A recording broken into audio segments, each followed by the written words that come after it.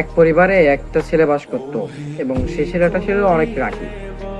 সে যখনই রাগ করতো তখন কাকে কি বলতো তার কোনো ঠিক ঠিকানা ছিল না।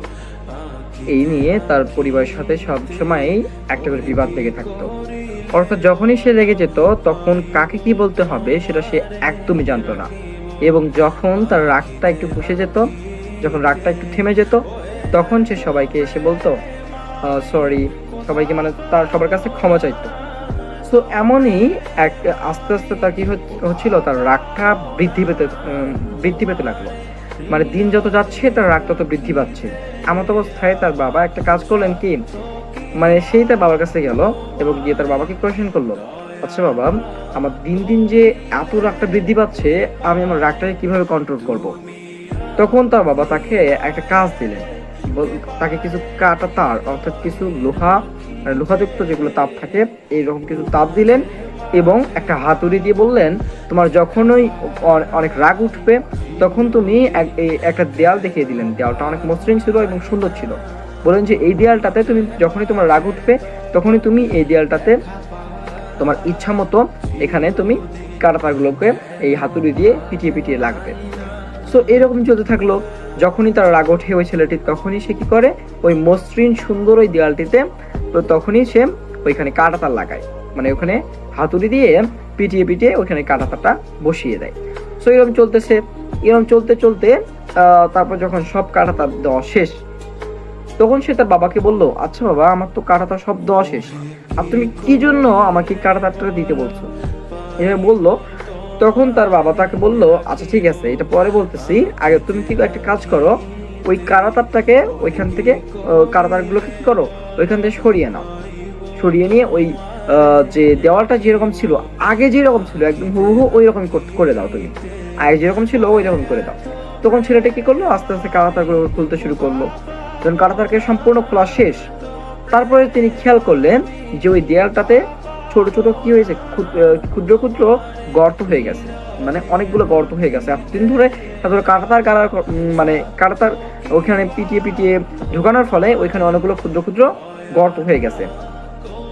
তখন সে তার বাবাকে বলে, তুমি তো বললে যে আমাকে এই দেওয়ালটা আগে যেরকম ছিল এরকম করতে, কিন্তু এটা তো আর সম্ভব না, কেননা আমি এখানে কাঁটাতার দিয়ে ইতিমধ্যেই আমি এখানে অনেক গর্ত করে ফেলেছি।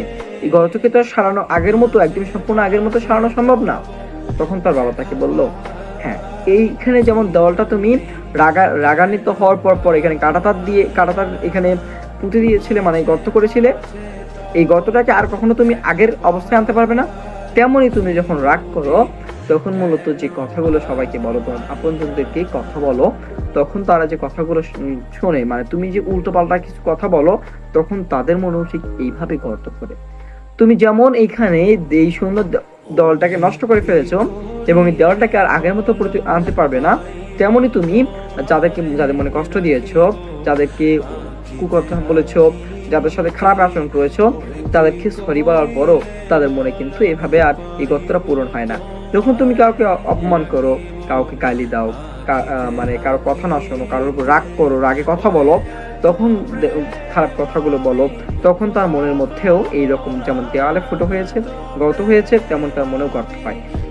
এই দেওয়ালে গর্ত যেমন আগের মতন আর সারানো সম্ভব না, তেমনি যে মানুষটার সাথে খারাপ আচরণ করেছো, যে মানুষের উপর তুমি রাগ দেখিয়েছো, সেই মানুষটার মনের মধ্যেও গর্ত হয়ে গেছে এবং যে গর্তটা দেয়ালের মতনই সারানো সম্ভব নয়। তাই যখন তুমি রেগে যাবে তখন একটু রাগটাকে কন্ট্রোল করতে শেখো।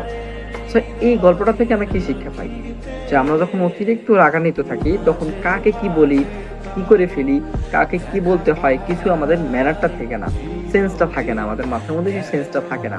তাই আমাদের যখন এই রাগটা হয়ে যায়, রাগটা ছেড়ে দেয়, তখন আমরা মূলত বুঝতে পারি যে আমরা কতটা একটা করে ফেলেছি, কতটা একটা অপরাধ করে ফেলছি, এবং তারপর আমরা কি করি, সবার কাছে গিয়ে ক্ষমা চাই।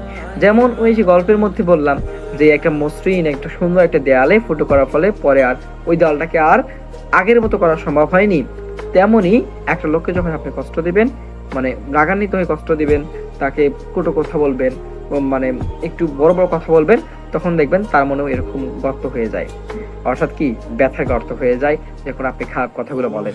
এই ব্যথাটাকে, এই গর্তটাকে কখনো আপনি সরি দ্বারা পূরণ করতে পারবেন না। তাই নিজের রাগকে কন্ট্রোল করতে শিখুন। বেশি রাগ দেখাবেন না, এবং রাগ দেখালে দেখবেন পরবর্তীতে আপনি নিজেই আফসোসে পড়ে যাবেন। তাই আমাদের উচিত রাগকে কন্ট্রোল করা। ইনশাআল্লাহ আমরা সবাই রাগকে কন্ট্রোল করতে পারবো।